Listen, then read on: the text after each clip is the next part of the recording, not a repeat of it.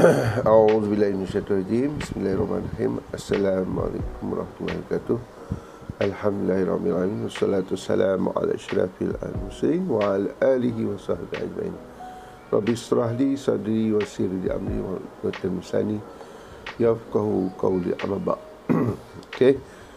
Apa khabar ibu bapa, anak-anak, jaga anak-anak di SPP, khasnya SPP Arawang, juga kepada ibu bapa di luar sana, anak yang belum masuk ke sekolah asrama penuh. Okey, hari ini saya ingin saya Cikgu Isa Abdul Samad, kaunselor SPP Arawang, ingin berkongsi tentang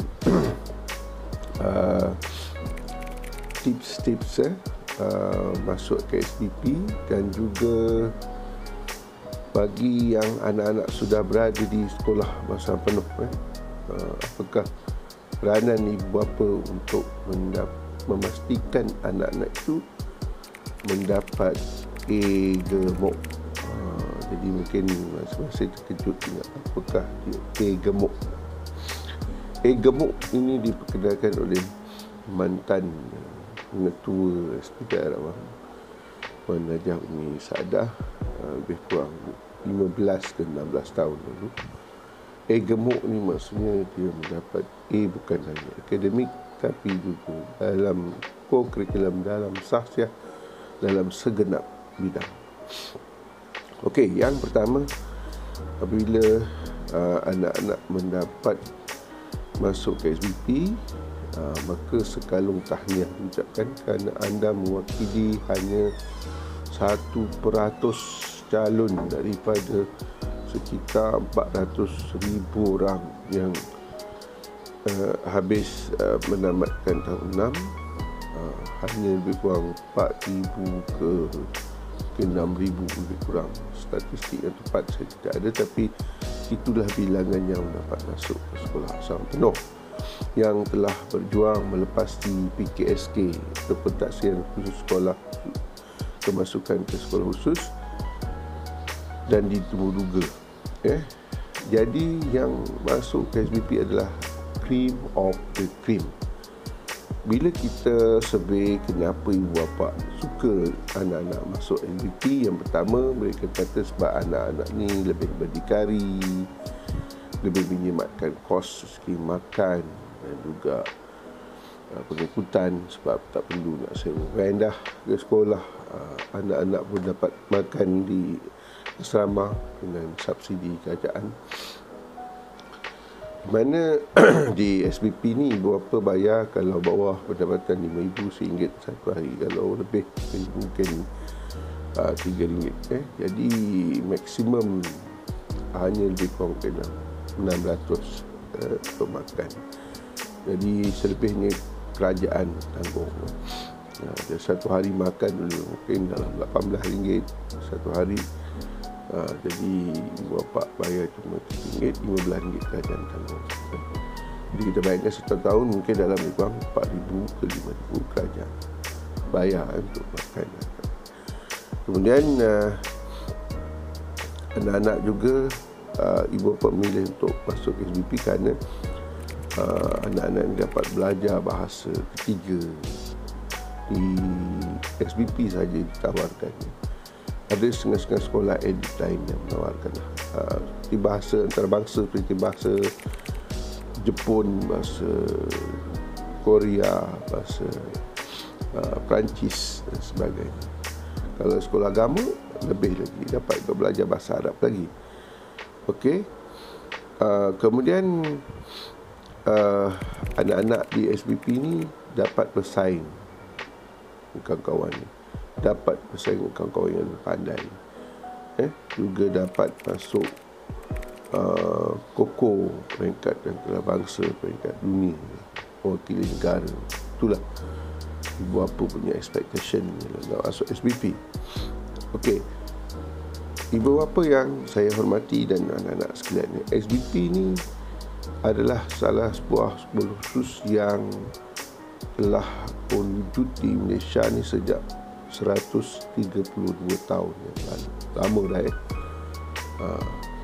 SBP pertama diwujudkan, namanya ialah Selangor Royal School yang ditubuhkan oleh Royston tahun 1890.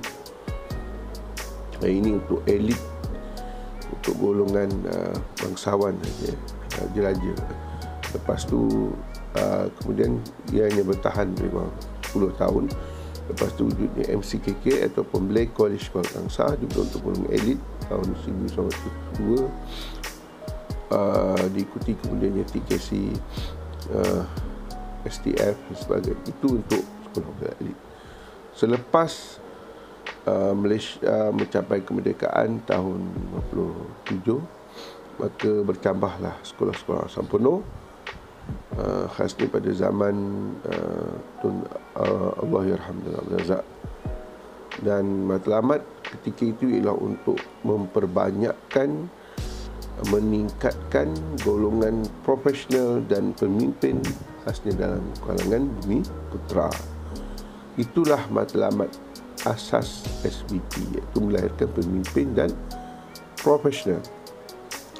Apabila kita bercakap melahirkan pemimpin dan profesional, maka SBP, bila berada di SBP, target utama anak-anak ialah untuk mendapat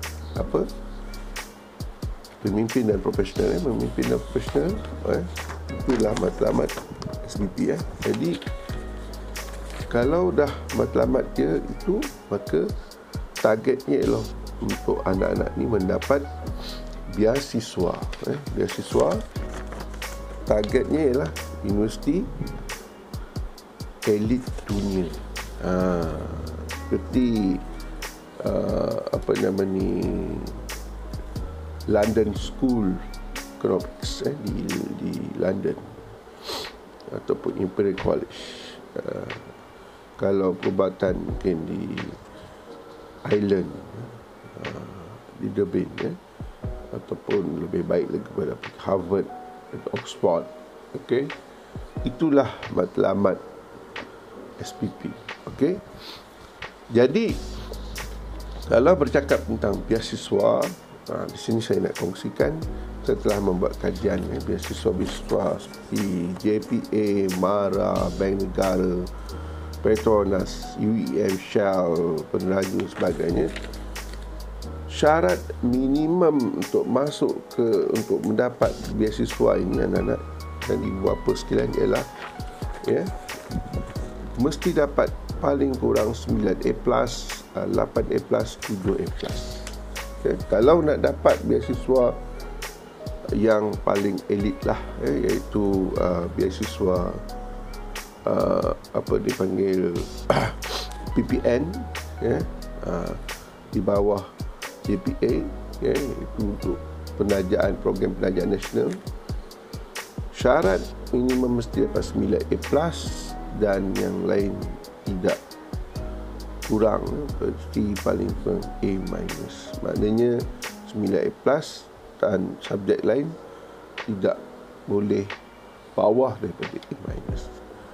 Yang ini kita dapati di seluruh negara ada 312 orang yang dicalonkan. Dan daripada kajian saya mendapati 60% mereka datang dari sekolah harian dan SMKA, 40% dari SBP, MRSM dan Koalisi Saat tahun ini. Okey. Yang kedua, kalau program ijazah dalam negara, PIDN, JPA, juga syaratnya 9A+, tapi dia tidak mengambil subjek lain. Ini lebih kurang 600 lebih untuk dapat program-program di dalam negara, asasi IB dalam negara. Okey.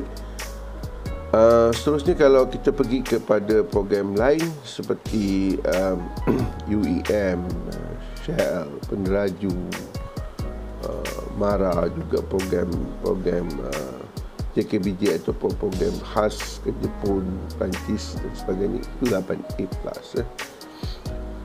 Okey, ada juga peluang untuk yang dapat 7A tim setengah-setengah beasiswa, dia bagi 7A, minimum 7A. Tapi kalau bawah dari itu agak sukar untuk mendapat scholarship. Okey, alright. Jadi target akademik kalau di SBP ni maknanya mestilah dapat 9A+, 8A+, untuk pergi ke universiti-universiti elit. Okey. Di SBP standard minimumnya ialah kalau tak dapat pun pergi ke universiti-universiti elit ini, beasiswa paling kurang pergi asasi ataupun matrikulasi. Okey. Kalau matrikulasi, contohnya matrikulasi sains, anak-anak mesti dapat minimum grade C dalam subjek-subjek seperti subjek sains, matematik. Kalau matematik tu B, matematik tambahan C, subjek-subjek sains C, dan juga Melayu sendiri C. Okay? Itulah minimum requirement. Tapi kalau boleh, bila berada di SBP ni, syarat impian kita biarlah dapat pergi ke universiti-universiti elit di luar negara atau dalam negara, supaya boleh menjadi kumpulan profesional dan pemimpin. Okey. Apakah peranan ibu bapa bila anak-anak masuk SBP ni? Peranan ibu bapa pertama sekali ialah memastikan anak-anak ni bila dapat masuk ke SBP, dari awal lagi dia dah bagi kepercayaan pada sekolah untuk mendidik, membentuk anak-anak. Misalnya bila anak-anak ni tingkatan 1, dia dah bagi kepercayaan kepada anak ibu pada sekolah untuk membentuk anak-anak. Maknanya misalnya anak-anak homesick, saya sebagai kaunselor, saya berdepan dengan anak-anak yang ada gejala homesick. Bila anak-anak homesick, ibu bapa bagi kepercayaan kepada kaunselor sekolah untuk membentuk anak-anak ini. Bukan ibu bapa yang terlebih homesick pula. Ibu bapa yang homesick, ibu bapa yang tak nak anak di sekolah. Jadi ini susah. Kalau ibu bapa pun beralah dengan anak, susah. Jadi lepaskan. Yang kedua, kena faham bahawa kebanyakan SBP ialah berorientasi aliran sains.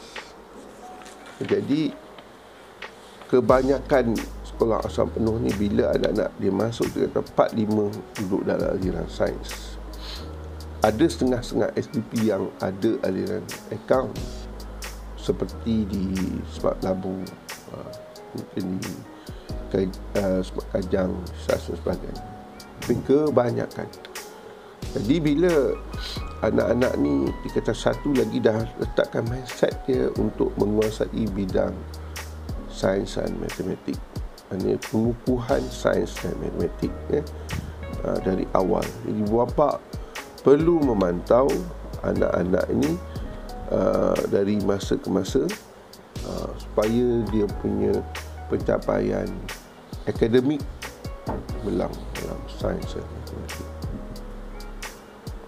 Kemudian ibu bapa juga perlu ada disiplin, pastikan setiap peraturan SBP itu dipatuhi. Contohnya balik bermalam, outing, hantar anak tu tepat pada masa yang diarahkan. Kalau misalnya sekarang musim raya haji, anak-anak balik 11 Julai, setengah sekolah esok 12 Julai. Jadi anak PKM dah bagi tahu dalam grup WhatsApp, anak-anak kena balik 11 Julai sebelum pukul 6 petang. Hantar anak sebelum pukul 6 petang, bukan malam ni atau esok hantar. Kenapa? Ibu bapa perlu patuhi peraturan sekolah supaya membina connection ataupun hubungan yang baik dengan sekolah. Hubungan baik dengan sekolah ini penting untuk mendapat anak-anak tu dapat berkat. Kalau ibu bapa berlawan dengan peraturan yang ada di sekolah, jadi anak-anak ni kadang-kadang mungkin kurang keberkatan untuk dapat belajar, kerana guru-guru mungkin tak berapa puas hati. Bila guru tak puas hati, jadi anak-anak ni rasa tak, dari segi aura tu, mana dia punya semangat belajar sebagainya terjejas. Kemudiannya memahami matlamat SBP. SBP ialah untuk melahirkan pemimpin yang profesional. Pastikan paralel segi dengan minat tadi. Ibu bapa perlu kenal minat anak-anak, gaya belajar dia. Memantau dari masa ke masa. Kemudian misalnya dari tingkatan 1, 2, 3, tengok pencapaian anak-anak, kecenderungan dia, minat dia, pencapaiannya. Kalau misalnya dia sampai tingkatan 3 dan 4 tu, masa tingkatan 3 dia masih lagi lemah dalam pencapaian sains dan matematik, maka ibu bapa perlulah muhasabah balik. Betul tak? Sesuai untuk anak terus berada di SBP. Jadi kita kena lihat, misalnya katakanlah sampai tingkatan 3, tengok pencapaian matematik dia masih sangat lemah, mungkin dapat E, dapat D, dapat G. Jadi kalau dia masuk di tingkatan 4 dan 5 aliran sains, mungkin lebih teruk lagi pencapaian. Dalam hal ini, review balik, tengok minat balik anak, tengok balik minat anak-anak tadi. Mungkin dia tidak berminat dalam aliran sains, mungkin dia berminat dalam aliran lain. Mungkin katakan mungkin dalam akaun, mungkin minat dalam seni dan sebagainya, yang mana mungkin lebih baik dia berada di sekolah yang ada aliran akaun ataupun aliran kemanusiaan. Kerana sebagai kaunselor, saya dulu beritahu ibu bapa, kura-kura ni kita tak boleh ajar dia, terpaksa dia panjat pokok. Kura-kura ni tak boleh kita ajar panjat pokok. Kalau dia sifat dia memang berjalan macam tu, tak boleh panjat. Monyet kita tak boleh paksa dia berenang. Jadi kena kenal pasti minat anak-anak. Kemudian ibu bapa juga perlu membina jaringan hubungan baik ni dengan ibu bapa dengan guru-guru, ibu bapa lain dan juga guru-guru serta murid-murid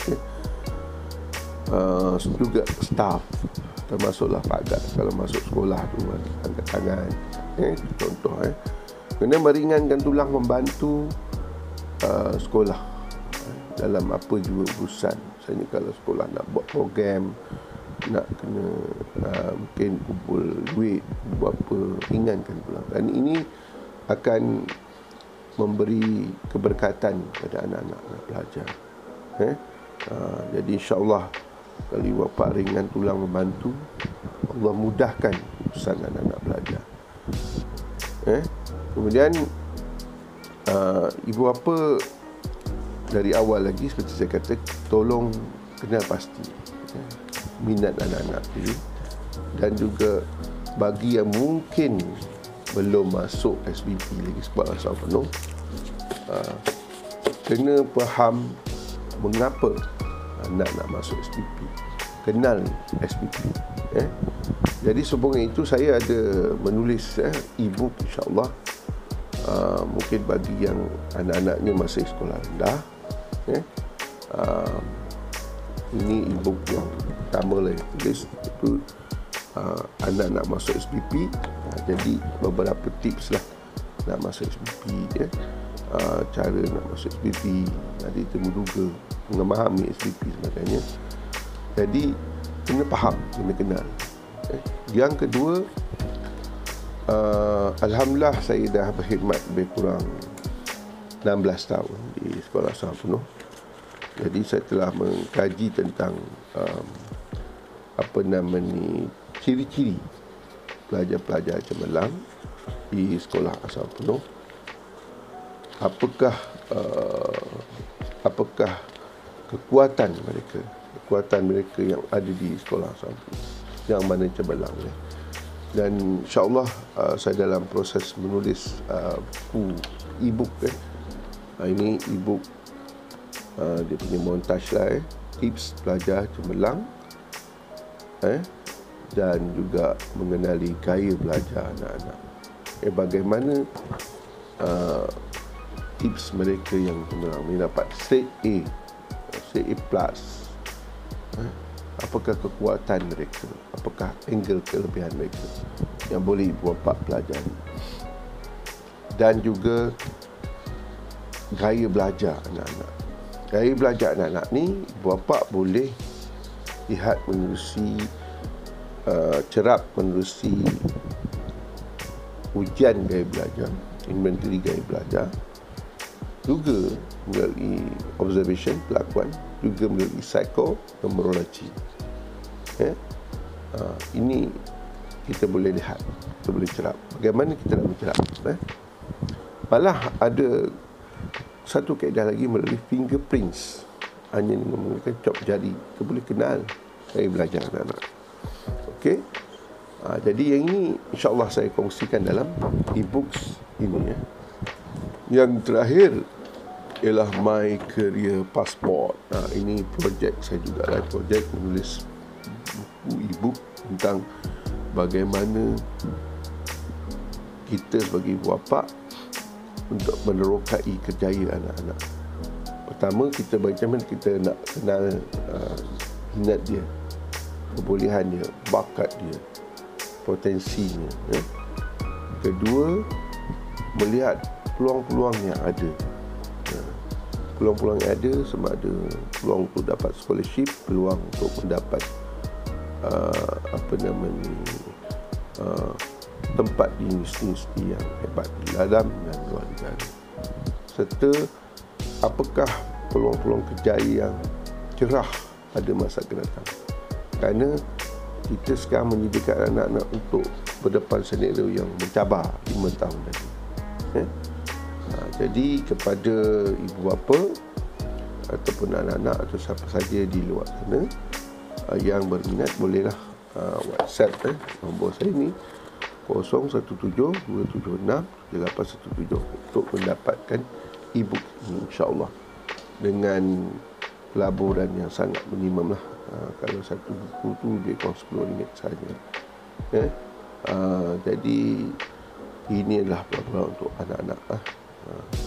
Sekali lagi saya pohon ibu bapa yang mana anak-anaknya berada di SBP Sekolah Asrama Penuh kembali fahami kenapa anak-anak aku dapat SBP dan apa matlamat berada di Sekolah Asrama Penuh. Kerana Sekolah Asrama Penuh, sekali lagi saya beritahu bahawa adalah antara sekolah elit